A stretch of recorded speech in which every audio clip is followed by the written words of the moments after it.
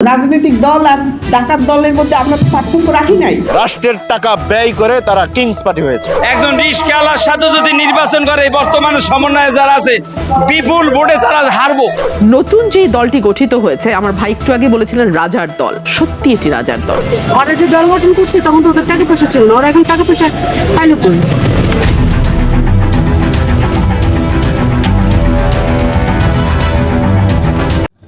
ছাত্র নেতাদের নতুন দল জাতীয় নাগরিক পার্টি, যে দলকে নিয়ে শুরু হয়েছে নানান জল্পনা ও কল্পনা।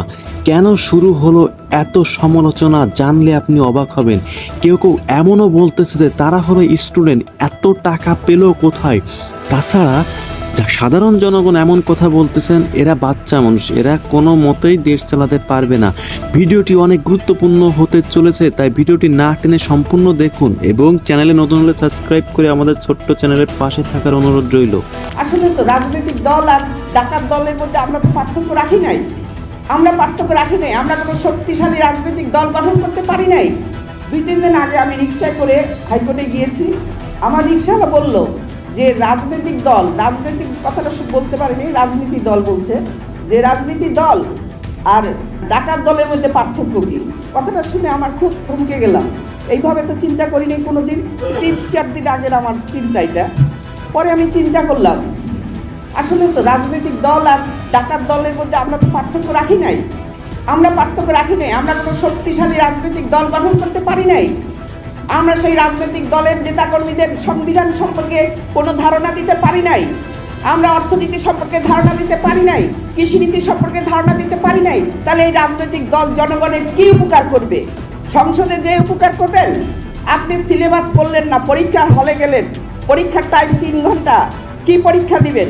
আপনি তো কোনো নীতি জানেন না, কোনো নীতি জানতে দেন নাই, কথা বলতে দেন নাই।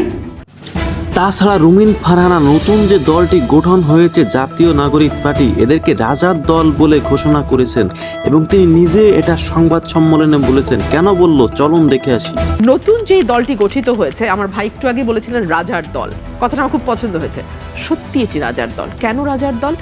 এই দলের যিনি প্রধান নাম্বার 1, তিনি গতকাল পরশু পর্যন্ত এই সরকারের অংশ ছিলেন। এখনো এই দলে যারা কাজ করছেন ভেতর থেকে, তাদের 2জন সরকারের উপদেষ্টা হিসেবে আছেন।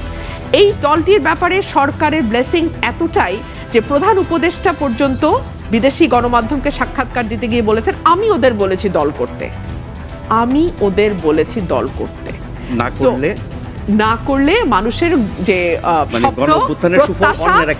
একদম মানুষের যে প্রত্যাশা কোনোটাই পূরণ হবে না, অন্য দলগুলো খেয়ে ফেলবে।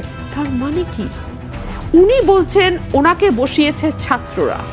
শুরুতে উনি বলেছেন এটি মেটিকুলাসলি প্ল্যান্ড একটা মুভমেন্ট এবং এখানে একটা মাস্টার মাইন্ড আছে। কে সেই মাস্টার মাইন্ড?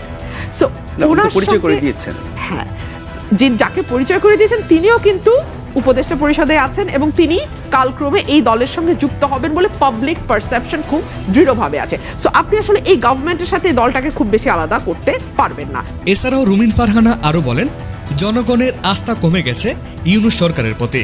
জনগণের আস্থা কমে গেছে তার সরকারের প্রতি, যে কারণে ডক্টর মোহাম্মদ ইউনূস শ্রাগ করে বলতে পারে যে কোথায়, আপনি তো একটা পরিসংখ্যান দিলে হবে না, কোথায়, আমি তো কোনো আইন শৃঙ্খলা পরিস্থিতির অবনতি দেখতে পাচ্ছি না। অথচ প্রতিদিন পত্রিকা খুললেই আমরা দেখি মানে বাসে ধর্ষণ থেকে শুরু করে, মানে হাইজ্যাক থেকে শুরু করে মোহাম্মদপুর, মিরপুর, উত্তরা, এগুলো আলাদা আলাদা জোন হয়ে যাচ্ছে অপরাধের, কিন্তু প্রধান উপদেষ্টা দেখেও দেখছেন না।